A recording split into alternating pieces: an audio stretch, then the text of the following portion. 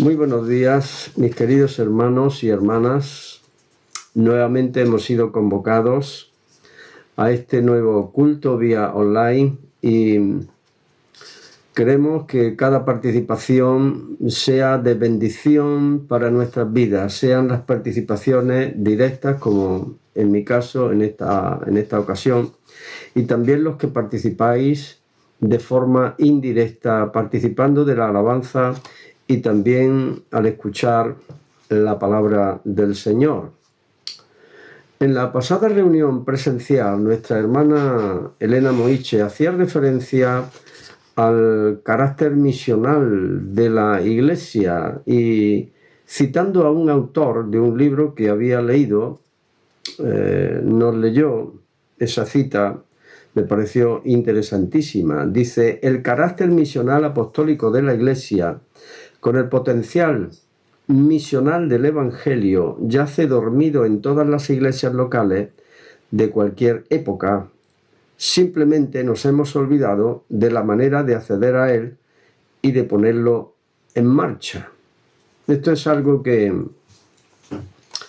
sucede con mucha frecuencia. Una iglesia puede tener una renovación, un avivamiento, y pasado el tiempo, debido a que se ponen los énfasis en las cosas menos esenciales, es decir, aquellas cosas que cuesta menos trabajo, no solamente comprender, sino también llevarlas a la práctica, se dejan a un lado las cosas que son esenciales, que cuestan más trabajo, y entonces se cae en una rutina.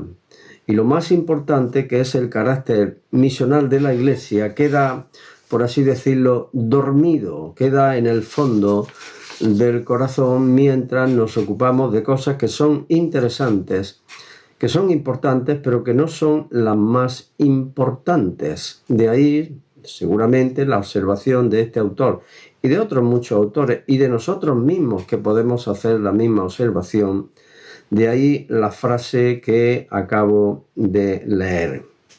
El carácter misional apostólico de la Iglesia, repito, con el potencial misional del Evangelio, yace dormido en todas las iglesias locales de cualquier época.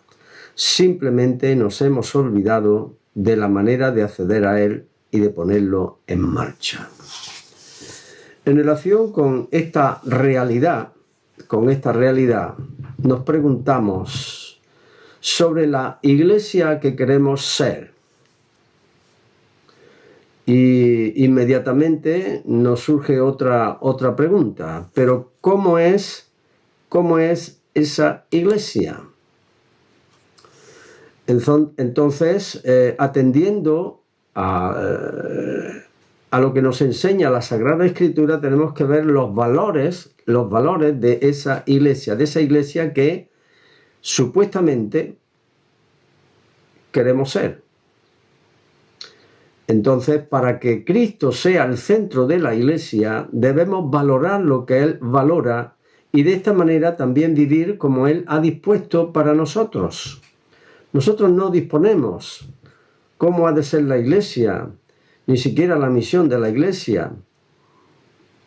Esta es una realidad que es el mismo Señor, el fundador de la iglesia, el que nos enseña cómo debemos ser y cuál debe ser la ocupación principal de la iglesia. Es decir, si nosotros vamos a vivir como el cuerpo de Cristo, debemos identificar los valores que caracterizan el corazón de Dios y hacerlos nuestros valores de la iglesia.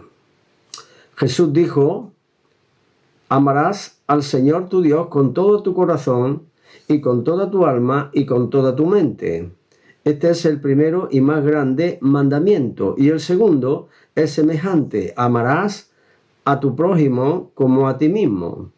En todo el Nuevo Testamento se nos enseña que este es el resumen de toda la ley esencial de Dios. Amarás a Dios sobre todas las cosas, como he dicho, y al prójimo como a ti mismo. En esto se resume toda la ley, que también después el apóstol Pablo recurre a esa misma definición escribiendo a los creyentes romanos y también a los creyentes en Galacia.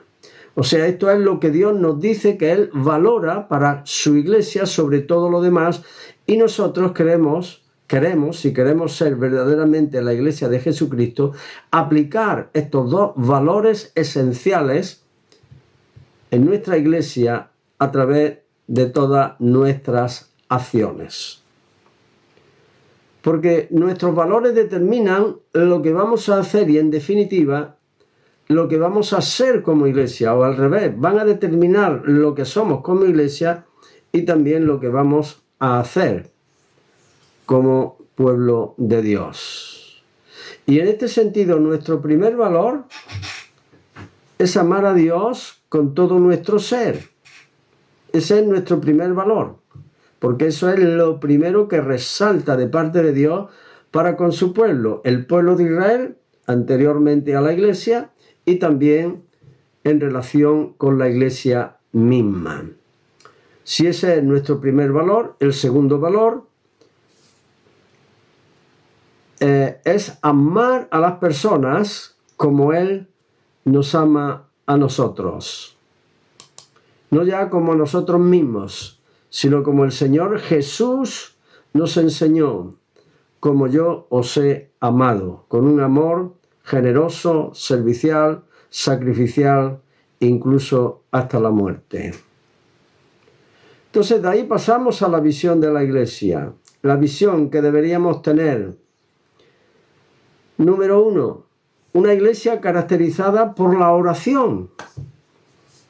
La iglesia en Hechos de los Apóstoles funcionaba con oración e iba adelante por medio de la oración.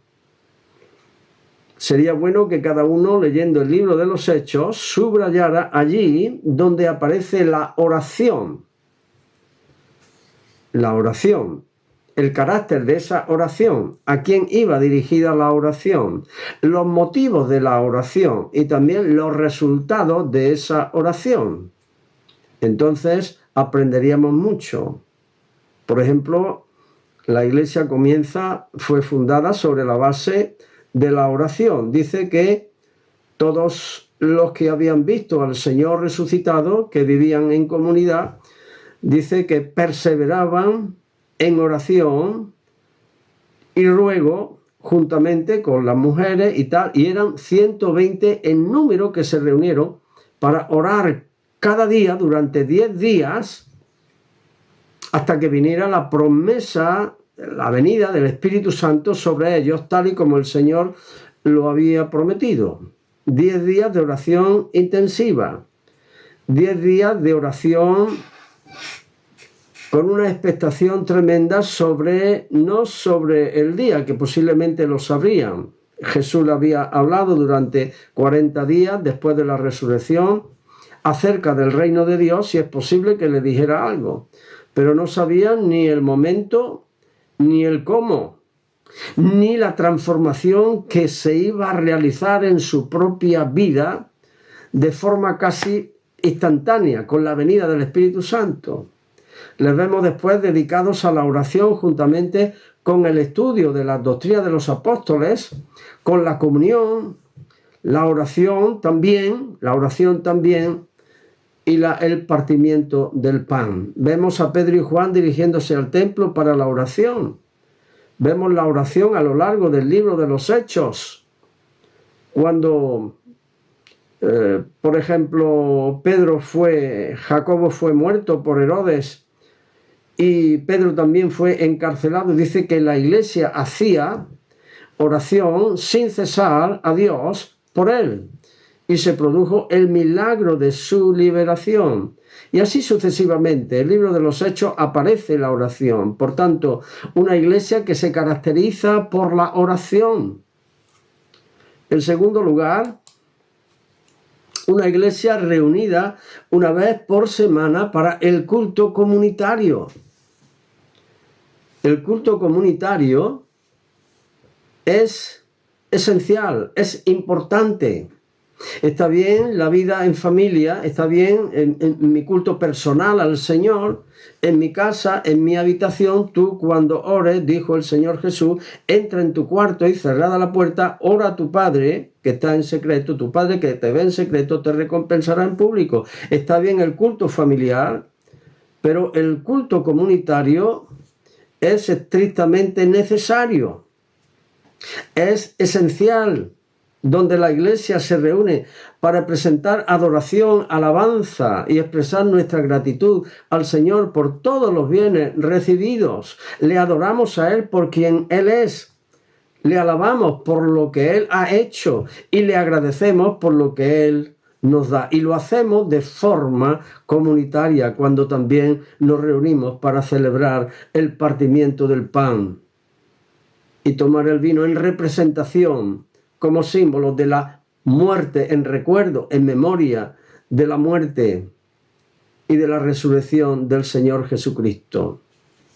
Ahora, lamentablemente, eso es lo único que se hace en muchas iglesias, y si los pastores piden algo más, la gente comienza a ponerse nerviosa y a molestarse. Cosa tremenda.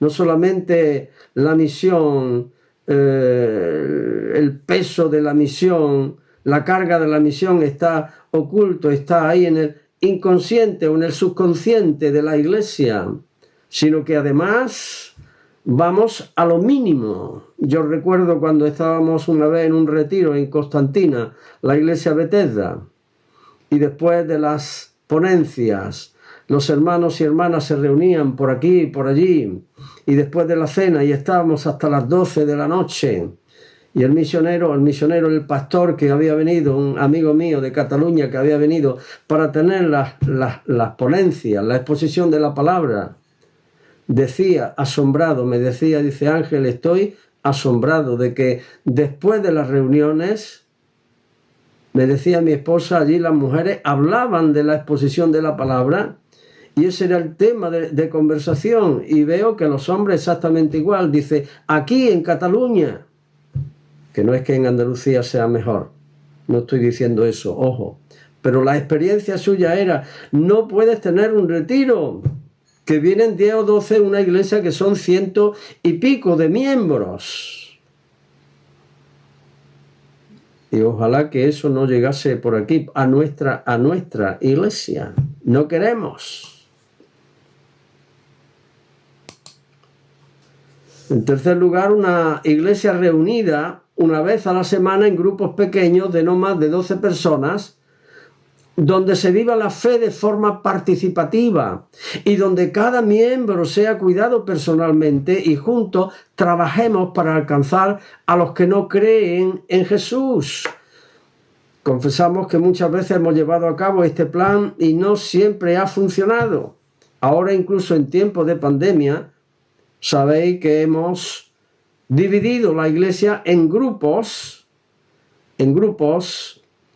al frente del cual está alguien que dirige, pero con la finalidad de que no perdamos el contacto, de que podamos tener relación, comunión, bien sea en el estudio de la palabra, en orar unos por otros y procurar que nuestra vida espiritual se mantenga viva, ardiendo. En este sentido, no es fácil cambiar las malas costumbres. Y a veces nos preguntamos, ¿qué ha pasado en mi vida con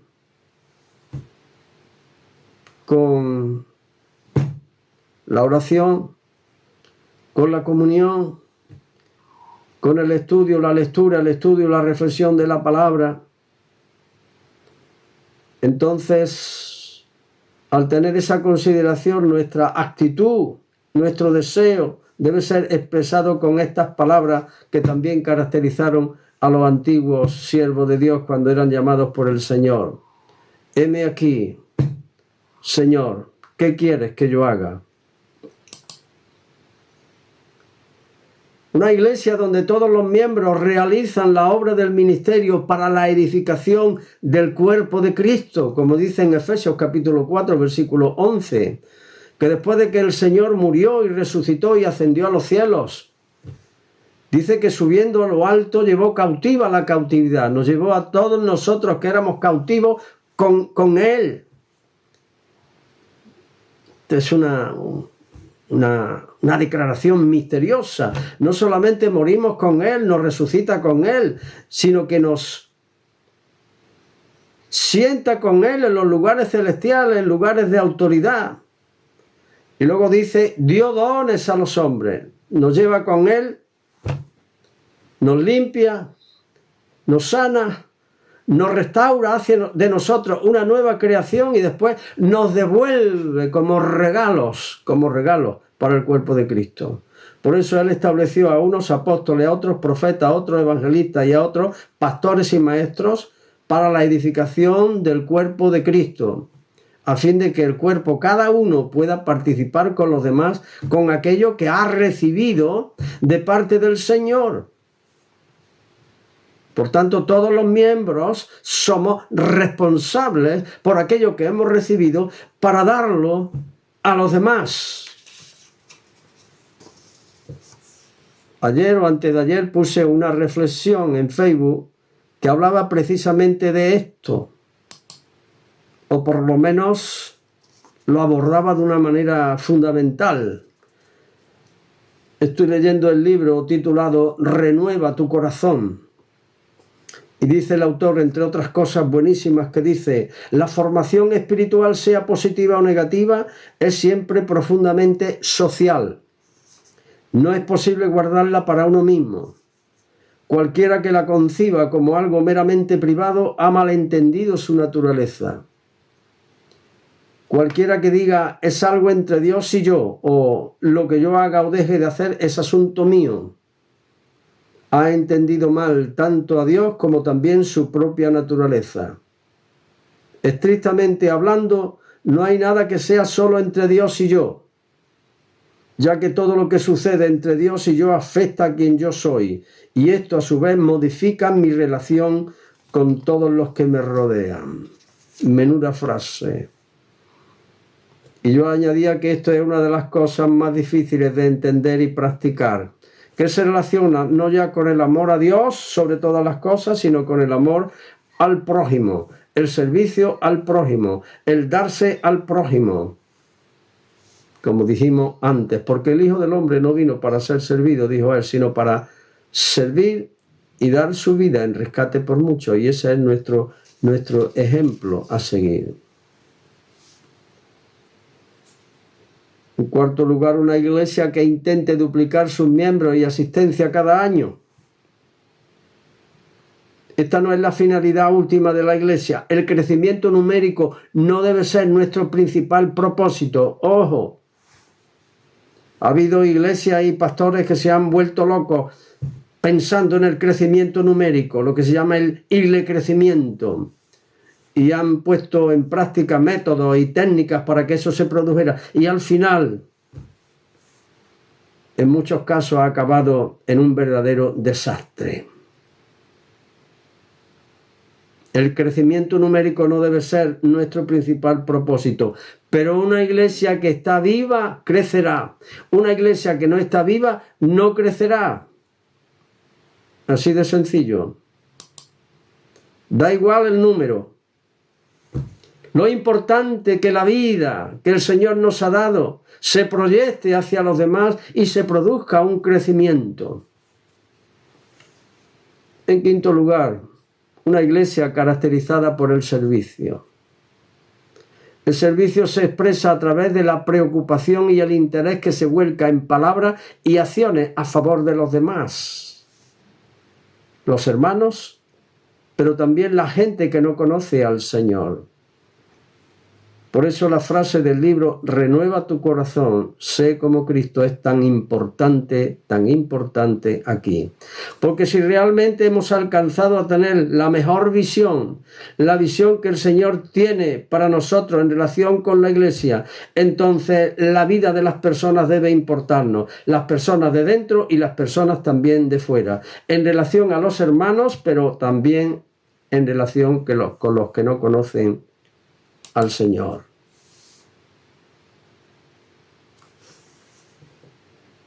Luego, en sexto lugar, una iglesia donde cada persona nueva es discipulada personalmente en su hogar o donde mejor convenga.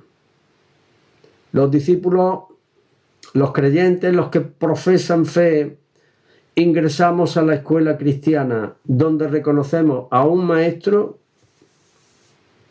ojo, y un libro de texto. El maestro no es sin el libro de texto. No digo esto porque, aunque siempre se ha dicho que somos el pueblo del libro, y muchos han llegado a menospreciar, no hace falta que seamos el pueblo del libro, tenemos que ser el pueblo del Señor Jesucristo. Una cosa no debe de contradecir la otra. Somos el pueblo del Señor, somos la iglesia del Señor, la esposa de Cristo, el templo donde el Señor mora, la familia de Dios. Pero ese al cual nosotros confesamos como nuestro Señor y como Maestro, nos ha dejado su palabra. Y esto está establecido tan claramente en los evangelios y también en las epístolas, pero principalmente en los evangelios, que no debería presentar ninguna duda a ningún creyente. Él dijo en su oración sacerdotal antes de morir y ascender a los cielos: Padre, yo les he dado tu palabra y ellos la han recibido y ellos la han guardado y ellos han creído que salí de ti. Santifícalo en tu verdad, tu palabra es verdad. Y luego más adelante dice en el versículo 17-20, dice: y no ruego solamente por esto, sino en los que han de creer en mí por la palabra de ellos. Esa palabra que primeramente no estaba escrita, aunque mucho de ello estaba escrito en el Antiguo Testamento, la habían recibido los discípulos en su corazón de parte del Señor Jesús, en el Sermón del Monte y a lo largo de todo su caminar y su estadía con el Señor. Y ellos la iban recibiendo, la iban atesorando en su corazón y la habían guardado hasta donde sabían y podían. Por eso el Señor Jesús alabó, reconoció, confesó: ellos han recibido tu palabra y la han guardado y han conocido que salí de ti, oh Padre. Y luego, cuando los envió a la gran comisión, al cumplimiento de la gran comisión, cuando vino el Espíritu Santo sobre ellos, también le había dicho, enseñándoles a hacer discípulos, enseñándoles que guarden todas las cosas que yo os he mandado. Así que no venga nadie a decirnos que la Biblia sí, pero Cristo, y si no fuera por la Biblia, ¿qué imagen de Cristo tendrías tú? Me parece tan absurdo el argumento, me parece tan falaz el argumento, que no se sostiene por ninguna parte. Si no fuera por el Nuevo Testamento, el testimonio que dieron los discípulos de Jesús, testimonio escrito que quedó registrado en las Sagradas Escrituras del Nuevo Testamento, no sabríamos nada del Señor Jesús, o lo que sabríamos serían puras leyendas, puras invenciones, porque el ser humano es muy dado a tergiversarlo todo y mucho más meter la mano en los asuntos divinos para trastocarlos y que finalmente expresen lo que realmente no quiso expresar, no expresó Dios, ni quiso ni expresó Dios en su origen. Por tanto, no nos olvidemos de esto. Los discípulos ingresamos a la escuela cristiana, donde reconocemos a un maestro y a un libro de texto, y ese libro de texto son las Sagradas Escrituras. Por tanto, hemos de tener una disposición a aprender y al cambio. Desde este punto en el cual nosotros nos encontramos, hemos de tener una disposición a aprender y al cambio. Filipenses 4, 11, 12. En todo y por todo estoy enseñado, dijo el apóstol Pablo. He aprendido a contentarme cual sea mi situación. Ser enseñados y la disposición de aprender efectivamente para ser enseñados. Y esto implica dedicación, tiempo, energía, etc. En séptimo lugar, una iglesia que está acercando a otros a Jesús. Recordemos que cuando 2 de los discípulos de Juan el Bautista estuvieron con Jesús, Juan el Bautista dijo: he aquí el Cordero de Dios que quita el pecado del mundo. Y se lo presentó a los discípulos de Juan, sus propios discípulos. Y Juan llegó a esa conclusión por revelación, aunque era primo de Jesús, pero podía haberse despistado. Pero el Espíritu Santo dijo: aquel sobre el cual vea descender el Espíritu Santo, ese es el que bautiza, no con agua, sino con el Espíritu Santo. Entonces, cuando Jesús apareció en la orilla del Jordán, dijo: he aquí el Cordero de Dios que quita el pecado del mundo.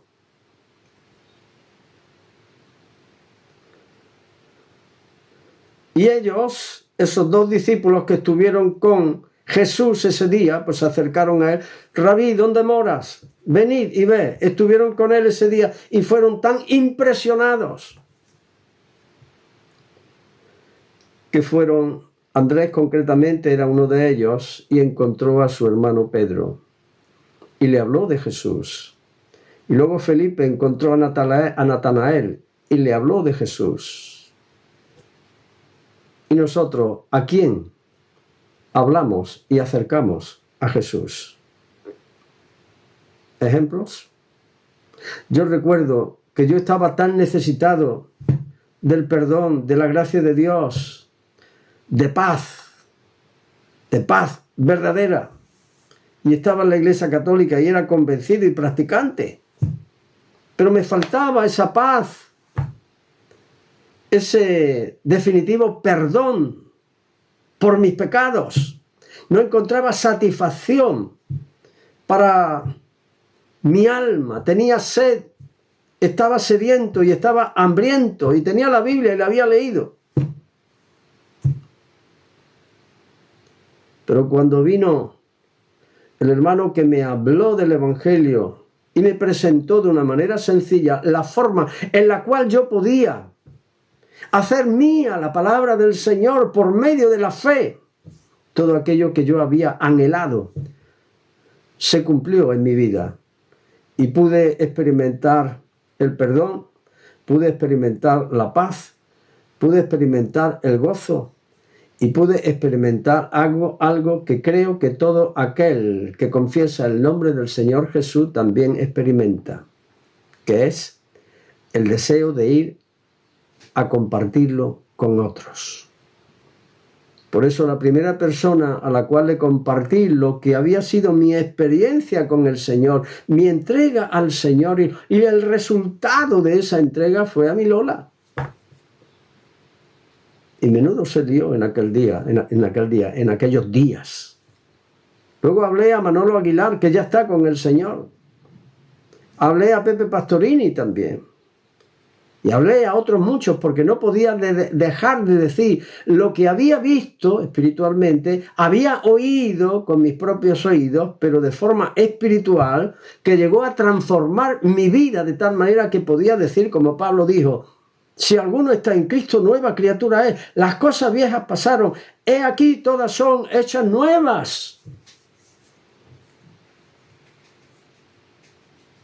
Todos tenemos el potencial misionero para llevar a otros a los pies del Salvador.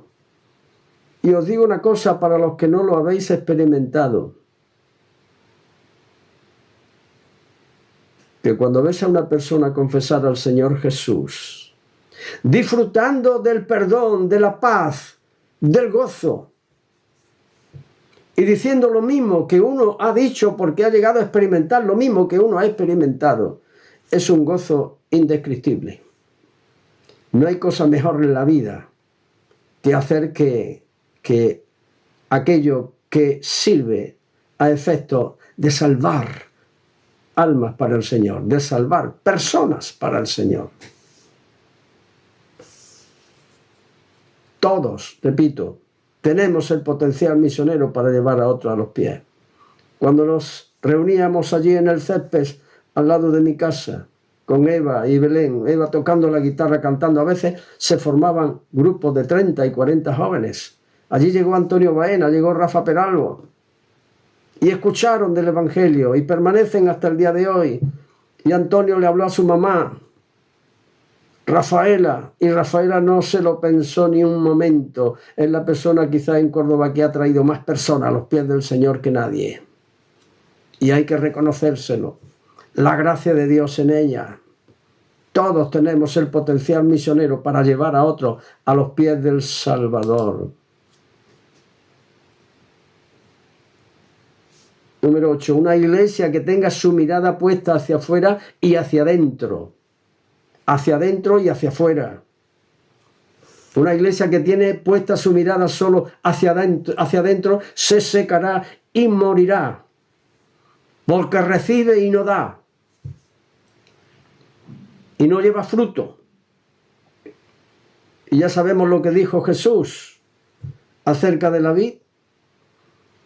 Si lleva fruto, dice mi Padre, yo soy, dice la vid verdadera, y mi Padre es el labrador. Todo aquel que en mí lleva fruto, pues mi Padre lo limpiará para que lleve más fruto. Pero aquel que no lleva fruto, el pámpano que no lleva fruto, lo cortará y lo echan fuera, y después se secan y los queman. Pero si llevamos fruto, estamos cumpliendo el propósito de Dios para nuestra vida. Y este fruto en el contexto se relaciona con el testimonio del Espíritu Santo en nosotros y con el testimonio que nosotros damos por el poder del Espíritu Santo hacia otros. La iglesia del libro de Hechos crecía porque no estaba preocupada solo de sí misma, sino de cumplir la gran comisión que el Señor le había encomendado.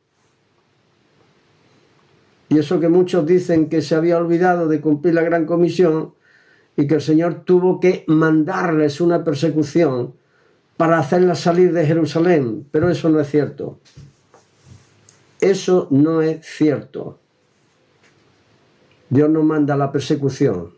Jesús ya había anunciado la persecución, así que Dios nos manda la persecución. Jesús había anunciado de antemano varias veces la persecución.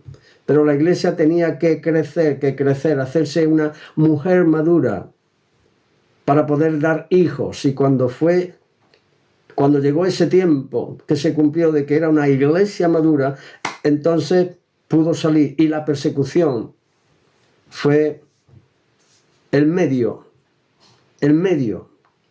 que Dios usó para esparcirlos por todas partes. Pero una cosa es que Dios use la persecución y otra cosa es que Dios envíe la persecución.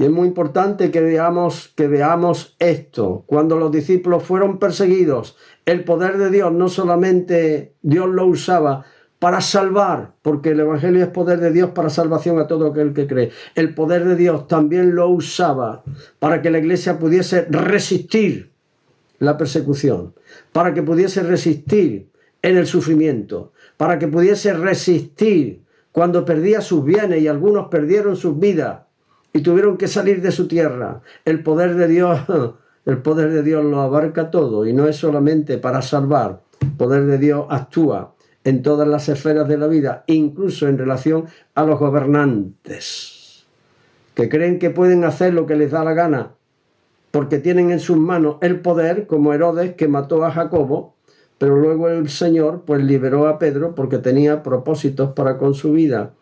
Y Herodes no solamente no pudo hacer nada, sino que inmediatamente después dice la Biblia que expiró comido de gusanos.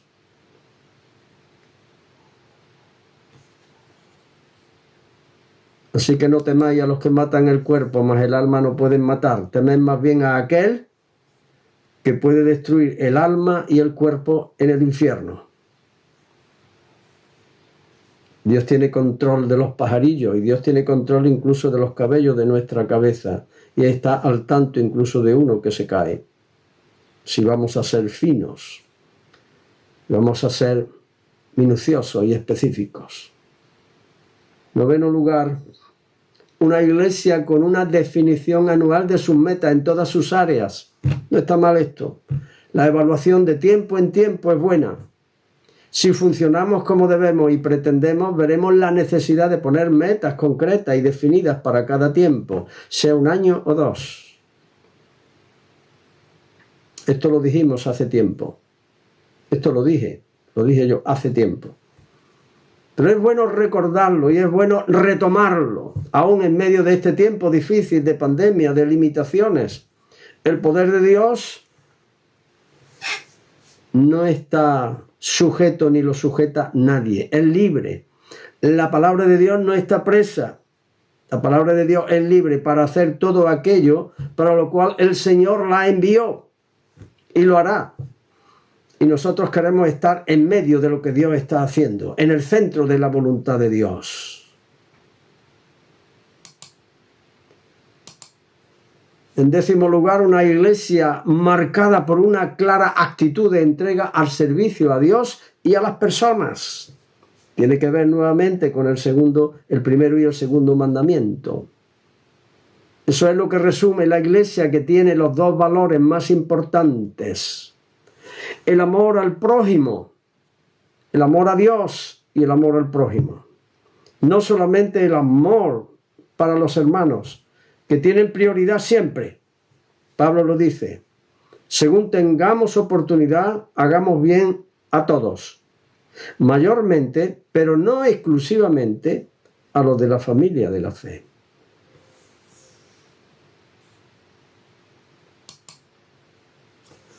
Y aquí concluyo con esa declaración y con esta pregunta. ¿Es esa la iglesia que queremos ser? Tú mismo, yo mismo podemos contestar esa pregunta. Amén. Que el Señor bendiga su palabra. Y si alguno quiere que le pase los apuntes, se los paso, son PowerPoint que hice hace bastante tiempo. Que el Señor os bendiga. Un abrazo y bendiciones para todos. Amén.